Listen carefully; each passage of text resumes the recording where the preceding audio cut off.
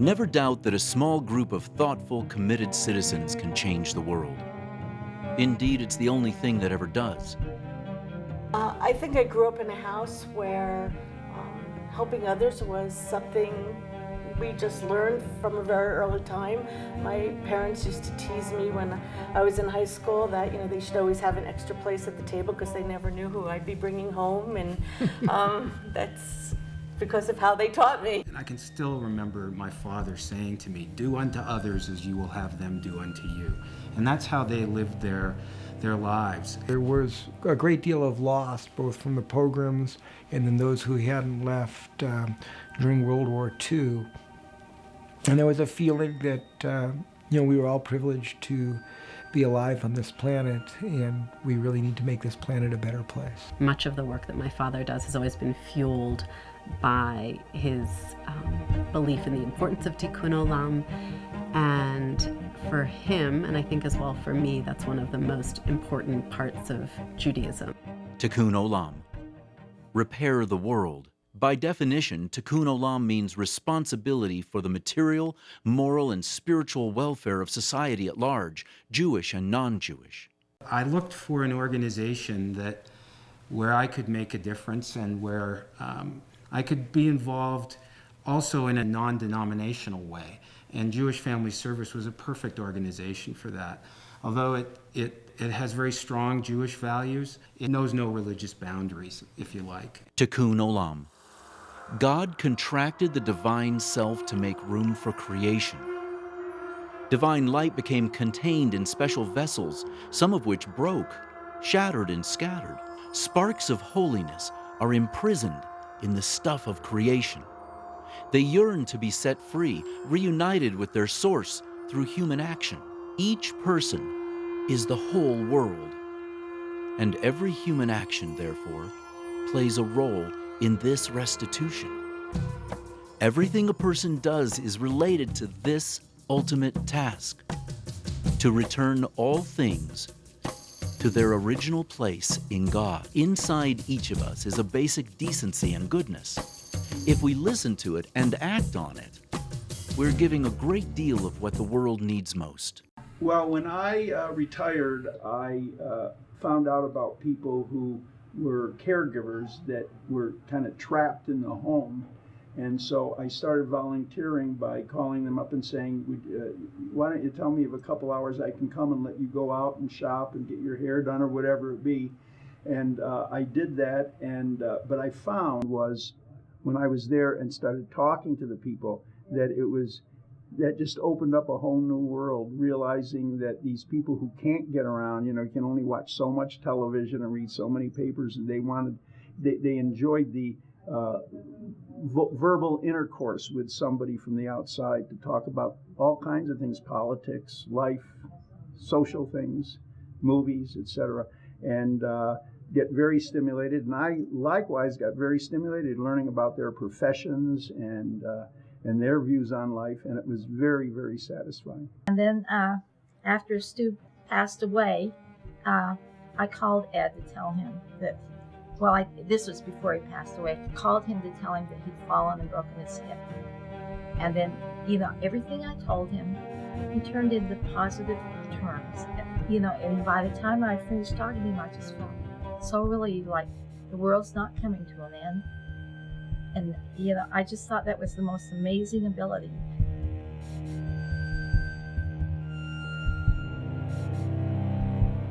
When I was a teenager, I wanted to be a hockey player. So I think I really had not thought about becoming a physician, despite the fact that my father is a physician. In fact, there was a requirement to take a science class, and I ended up taking, astrophysics for poets. And when I was just 18, I probably was thinking of becoming a professional tennis player.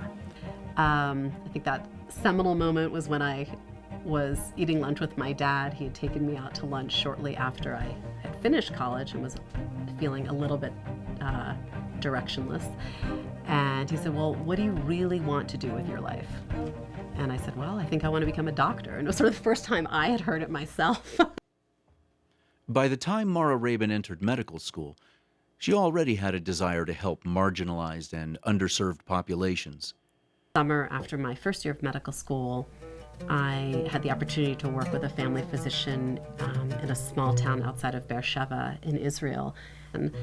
And so there were people from Morocco and Russia and Yemen, Ethiopia, just many, many different countries represented within his clinic, and I loved it. And what was so amazing is I would spend time with him in his clinic, and then he would go during sort of lunchtime, he would go and make home visits. And I still remember there was an elderly Israeli man who was dying of hepatitis C, and Yoram Singer, who was the physician that I worked with, would see him every day and sit by his bedside. And he said, I have nothing left to offer him from a medical perspective, except for my presence as a physician by his side.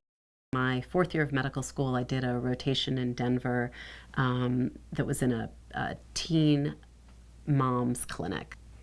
And I remember seeing a mother and her daughter, again, very young, and then the grandmother who was in her 30s.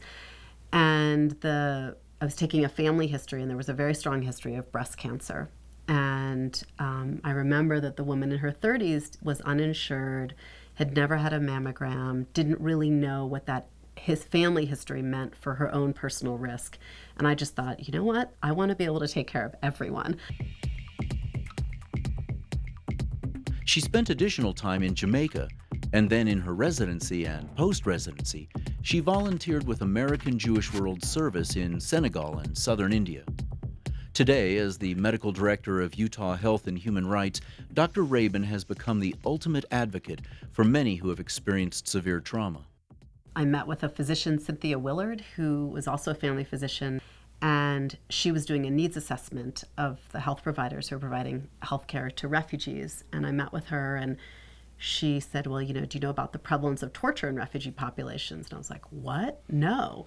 And so as soon as I learned about that, it was sort of the light bulb went on. It's like, oh, this is why some people are so symptomatic. And of course I knew that refugees had experienced enormous traumas in their journey to safety, but learning about the impact of torture really made me understand that it was sort of this whole other type of trauma, a much more profound impact on the health of an individual. They have more complex needs, and many of those needs are mental health needs, but there's also a whole host of other needs, right? You think of Maslow's hierarchy of needs. So they need food, they need shelter. Healthcare comes a little bit lower down. And so without Utah Health and Human Rights, my work as a single physician is much, much harder, and I think ultimately nowhere near as productive or successful for the individual patient. So I was really committed to making sure that Utah Health and Human Rights could survive. When I came here first time, I was really stressed out and depressed. My feel was really bad and horrible. And then after when I met Dr. Mara, I really believed to her, and she helped me with my, I believe to my psychologist condition. So, and after that, my feel getting better, and I appreciate so much to Dr. Mara. The first time I remember I came to Salt Lake City, the first time we stepped here, it was a little bit confusing because you were approaching a new world. You don't know what you're going to face here. I mean, we did read a lot about the United States, and I did do some research about Utah, but yet still everything was so different. And then we did have some medical issues, and luckily Dr. Rabin was our primary care provider. So we met with her, and she helped solve so many problems. UHHR does provide a lot of services to those people.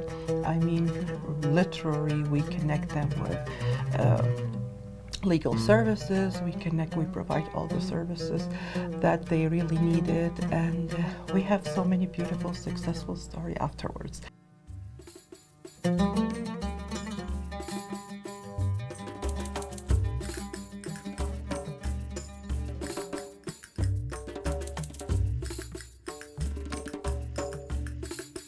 Because Dr. Tabin knows the best cutting-edge technology in Addition to it, he does not use it only for himself. He sees to it that it is used for the community welfare and it has been passed on to other people, so indirectly he's just teaching the whole world. Most people would agree that climbing Mount Everest or being the fourth person in the world to climb the 7 summits would be enough of an accomplishment for a lifetime. But not Dr. Jeffrey Tabin. He has set his sights much higher than that. Dr. Tabin is committed to eliminating all preventable and treatable blindness from the Himalayan region in our lifetime. He co-founded the Himalayan Cataract Project, which has restored sight to many people, and has trained eye care teams in several areas of the developing world. One quote that does inspire me in my work is something that was told to me in Nepal. You get old, your hair turns white, your eye turns white, and then you die. It's inevitable.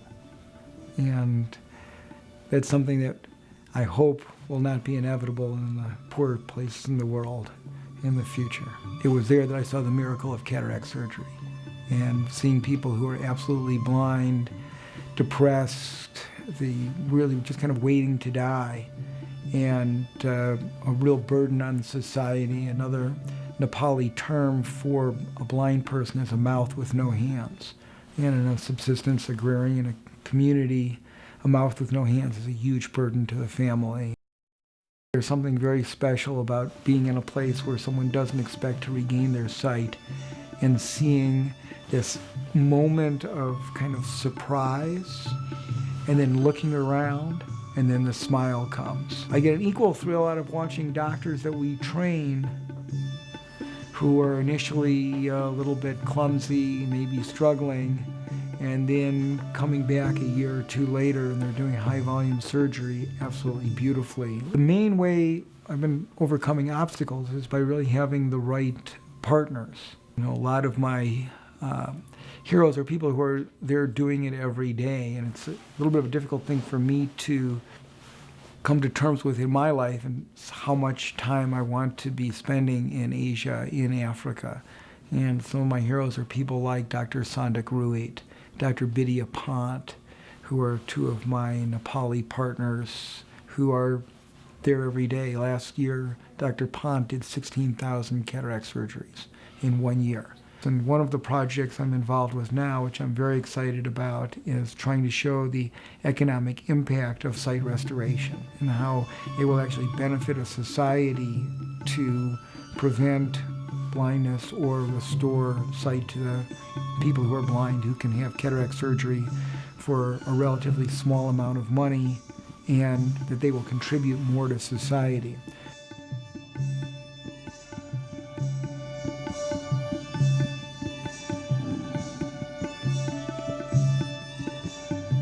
The patient trusts him with their lives, with their eyes, life, everything. So what Dr. Tabin says, they do it. It just comes out of the passion for your patients. I think first you have to do what you love. If you really love what you do, then you can spread it and help other people with it in whatever manner you're doing. Whether it's, you're an athlete and you're teaching children in a refugee camp to play. Whether you're a computer scientist and you're helping people in an area that wouldn't have communication, helping bringing in learning skills. Or whether you're just sitting and helping and tutoring a single individual person, you can make a big, big difference if you love what you're doing and then begin looking outward. Repair the world. I like to think of it and take it a step further. It's really enriching the world. Jewish Family Service, we're a small organization, and we are pretty impactful in our community because we have a staff and a board that think just like David.